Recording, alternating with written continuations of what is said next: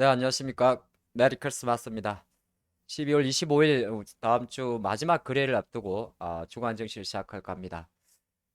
오늘 영상에서는 이제 우리나라 시장, 미국 증시 한번 위치를 한번 체크를 해보고요. 그리고 이제 다음 주의 일정 그리고 전략에 대해서 전략이 아니고 전략이죠. 예, 전략에 대해서 함께하는 시간 갖도록 하겠습니다. 자, 시장 일정 제가 지금 배경화면 되게 좋죠. 음. 주식이 좀 많이 더 좋아져가지고 내년에는 이렇게 좋은 휴양지에서 자주 좀 편한 시간을 즐길 수 있는 해가 됐으면 좋겠습니다. 자, 미국을 한번 바로 보도록 할까요? 이거는 이제 미국 금요일에 나왔던 지표인데, 지표가 좀 나쁘게 나왔어요. 뭐가 나오냐면, 여전히 지난주에 이제 지표가 나쁘게 나오면 그쵸. 참 또 나쁘게 보는 게 지표가 나쁘게 나오면 이 R이라는 침체라는 이슈를 가지고 가는데 내구재 주문 뭐 한 1년 이상 쓰는 걸 말하죠. 마이너스 2.1%가 나왔습니다. 전달이 0.7%였으니까 사실 미국 경기가 나쁘다는 거고 개인 소비도 마찬가지입니다. 0.9% 정도 증가가 지난번에 나왔었는데 0.1%니까 미국의 지금 경기 침체가 상당히 좀 지속되는 그런 상황이 있는 거죠. 그러다 보니까 이제 주식도 계속 약한데 그런 와중에 요거는 좀 나쁜 거고 또 하나가 이제 지표가 좋게 나오면 괜찮은 게 물가와 관련된 거. 물가와 관련된 거는 좋게 나왔습니다. 바로 PC 근원 소비 지출이라는 건데 어떻게 보면 연준은 사실 이 PC 물가 지수를 가지고 조금 더 신뢰도를 좀 둡니다. 그래서 월간 기준으로는 0.4% 증가하지 않을까 했습니다만은 0.1% 증가에 그쳤고 또 이제 미국의 근원 PC 이제 약간 변동성을 뺀 거죠. 요것도 6.1%에서 5.5%니까 물가에 대한 지표는 잘 나왔는데 침체에 대한 지표는 나쁜. 그래서 사실 이걸 가지고 지난 일주일 동안 좀 가져왔었는데 그 연장이 좀 진행되고 있습니다. 그래서 미국 나스닥 지수도 지난 2주 동안에 어떻게 보게 되면 3주군요. 거의 힘없이 이렇게 쭉 내렸었는데 사실 우리가 생각하는 주요 포인트를 할 수 있는 11,000포인트는 이탈을 한 상황이에요. 이탈을 한 상황인데 그래도 일단 최근 일주일 동안 놓고 보면 약간 저가 매수가 조금씩 들어오면서 마감을 합니다. 나이키발 이슈가 그래도 나름 희망을 좀 줬다 볼 수 있을 것 같죠. 물론 나이키라는 어떤 작은 기업, 작지만은 사실 상징적인 기업. 때 나이키 실적 발표에서 어느 정도 그래도 경기가 그리 나쁘지 않지 않을까 그런 희망을 줬기 때문에 또 현재 나스닥의 차트가 되게 좀 불안하지만은 한편으로는 하방세가 조금 멈춰주는 모습이기 때문에 제가 오늘 우리 제목이 반등을 깨하는 최종이라고 적어봤습니다만은 과연 그렇게 진행될 수 있지 않을까 조심스럽게 생각을 해봅니다. 다우도 많이 좀 이제 근데 다우 같은 경우는 약간 그래도 조금 나이키 같은 종목들과 연령이 높다 보니까 기술주보다는 조금 빨리 좀 올라왔어요. 왜냐하면 주간 기준으로는 약세인데 위치를 놓고 보면 다우 지수는 조금 33,000선을 잘 지켜주고 있죠. 그렇기 때문에 이쪽은 조금 괜찮은데 중요한 거는 테슬라발 약세 자체인 테슬라입니다. 연일 약하다 보니까 주요 기술주 쪽으로도 상당히 부진한 흐름을 보였고 우리나라 증시도 마찬가지인 것 같습니다. 지난주 같은 경우에 코스피도 사실 한 2365포인트 정도에서 지지 않을까 했습니다만 하필 또 지난 금요일에는 금융투자소득세, 대주주 양도세 이슈 때문에 한번 휘청했고 실제적으로 개인이 한 이틀 정도 7,500억 정도 매도가 나온 것 같아요. 요 날짜리 이제 27일까지 다음 주 월요일, 화요일까지는 충분히 나올 수 있는 물량이 됩니다. 갑자기 한자가 안 써지네요. 풀하자가 왜 안 써지죠? 27일까지는 개인 매도 물량이 조금 나올 수가 있고 코스닥은 조금 심했어요. 아무래도 코스닥이 이제 우리가 지어지으니 어이없이 지난주 금요일날 마감을 했는데 이것도 어떻게 보게 되면 대주주 양도세 이슈와 좀 관련이 높죠. 그래서 이 물량 자체가 좀 시장이 나오면서 증시가 우후죽순 우울한 흐름을 좀 보였는데 일단 또 뭐 지켜보도록 해야겠죠. 그래서 조금 이어서 해보겠습니다.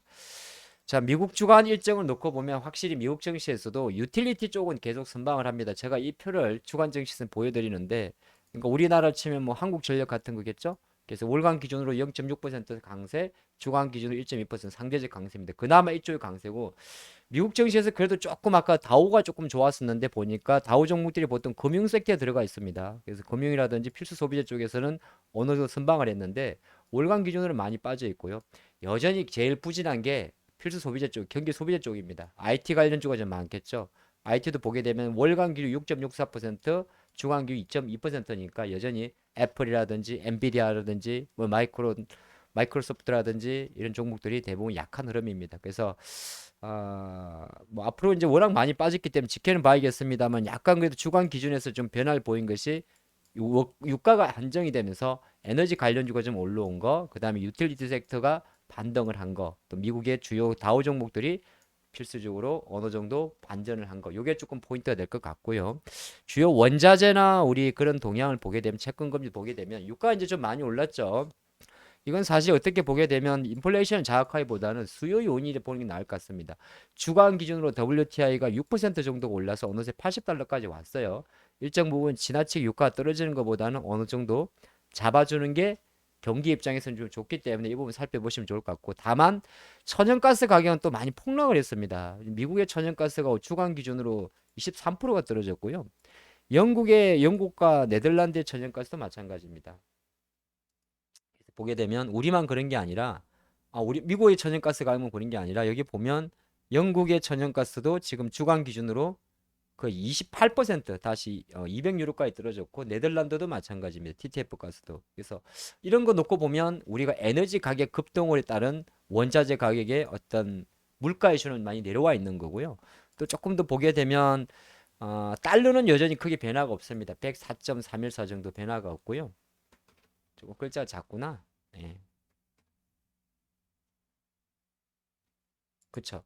그러면 이제 최근 지난주에 가장 핫했던 게 일본이 제로 엔저 정책을 내년 정도에 4월 정도가 예상이 되는데 처리할 수 있지 않을까 이슈 때문에 주간 동안 엔화가 엄청 강세를 보였었는데, 그나마 미국의 달러화는 104 정도로 안정적이고, 중국의 위안화도 어떻게 보게 되면 7위안, 약간 이제 지난주 금요일 날 종가 기준으로 7위안으로 살짝 올라온 건 있어요. 올라온 건 있는데 그래도 잘 잡아주고 있지 않나 이렇게 보고 있습니다. 그래서 외환 시장의 변동성은 우리가 우려하는 만큼 그렇게 크지는 않습니다. 근데 침체 이슈가 있다 보니까 여전히 안 좋아진 데이터가 뭐냐 하면은, 어느새 한국도 미국도 채권 금리가 조금씩 올라왔어요.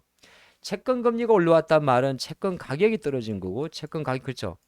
채권 가격이 떨어졌단 말은 한편을 놓고 보면 경기 침체 우리를 자극하는 거죠. 그러니까 다른 한편을 놓고 봤을 때 일단 채권 금리가 많이 오름에도 불구하고 한편으로는 뭡니까? 달러 통화의 변화가 별로 없으니까 어떻게 보면 채권금리 하락과 달러의 부진은 사실 정시에는 크게 영향을 미치지 않고, 가장 심리적 영향을 미치는 이런 지표 부진이 지금 가장 시장에서 중요한 흐름입니다. 과연 그거를 아까 주간 봤지만은 우리나라도 마찬가지죠. 한국전력 같은 거 요금 올리지 않습니까? 가스공사. 자, 그런 섹터들이 어느 정도 잡혀주는지. 그래서 미국은 일단 다우 지수가 나스닥보다 조금 빨리 자리를 잡은 그 흐름 자체가 지금 이게 우리나라 증시에 와닿지는 않습니다만은, 기술주가 부진하고 필라델피아 반도체도 부진하고 이럽니다만은, 그래도 S&P라든지 다우에서 먼저 잡아주면 사실 이 필라델피아 반도체 종목은 30 종목이잖아요. 그리고 보통 나스닥으로 말하는 건 2,000개 정도 종목 되고, S&P는 500은 주요 대표주니까 주요 대표주의 이런 견조한 흐름이 한편으로는 조금 희망 요인을 가져갑니다. 제가 주간 증시에서 반전기 하는 체중이라 적어놨습니다만은, 요 그림을 조금 갖고 가는 것도 나쁠 것 같지는 않습니다. 자, 호재 하나 있는데요. 호재가 좀 뭐냐면, 자, 요 이삭인데 지난주에 우리나라 증시를 놓고 봤더니 확실히 개인 대주주 영도세 이슈 이제 2년 유예는 됐는데 10억 조건을 유지했죠. 근데 그 10억에는 뭐 지분율은 크게 뭐 다르지 않습니다. 1%, 2%, 4%인데 코스피 1%, 코스닥 4%. 그런데 이제 개별 합산이냐에 대해서는 연자제는 조금 폐지하는 쪽으로 간다고 하면 이거는 호재입니다. 자꾸 짜내야 되는 거죠. 그래서 왜냐하면 나 혼자면 상관이 없는데 실제적으로 그전에는 사실혼 관계에 있는 배우자라든지 부모라든지 할아버지 할머니라든지 외조모부 외할아버지 외할머니라든지 뭐 직계 손비색 다 합치니까 뭐 조금 쉽게 말하면 사돈의 8종까지 합치다 보니까 이게 연자제 이야기가 많이 돌았었는데, 일단 이 부분은 이게 시행령이 개정됐다고 해서 국회 동의 없이도 개선 방안을 추진하는 것도 가능하다고 합니다. 그럼 정부는 이제 이 부분에 대해서 진행한다고 하면 일정 부분, 일정 부분 요것만이라도, 왜냐하면 혼자 10억하고 합산 10억은 규모가 다르죠. 근데 저도 사실 이 이야기가 나올 때, 근데 이걸 어떻게 다 조사를 하지? 다 찾아내고 쉽지 않을 건데 그 생각을 좀 했었는데, 어쨌든 요 부분이 실제적으로 좀 빠지는 부분은, 그러니까 합산해서 개별로 가는 부분은 그나마 물량 소외가 자체가 조금 작을 수 있습니다. 예, 그리 좀 보시면 좋을 것 같고, 다음 주 일정은 정말 없어요. 마지막 주다 보니까 정말 없습니다. 볼 것도 없어요. 제가 적어놨는데 뭐 월요일 화요일 다 안 보셔도 상관없습니다. 요거는 이제 제가 커뮤니티에 올려두시니까 한번 참조하시면 좋을 것 같고 그래서 또 볼 거 없다고 아예 안 보면 안 되니까 텍스트로 준비를 한 게 있습니다. 그래서 월요일은 또 미국 휴장이에요. 미국은 휴장입니다. 뭐 영국은 아마 박싱데이일걸요.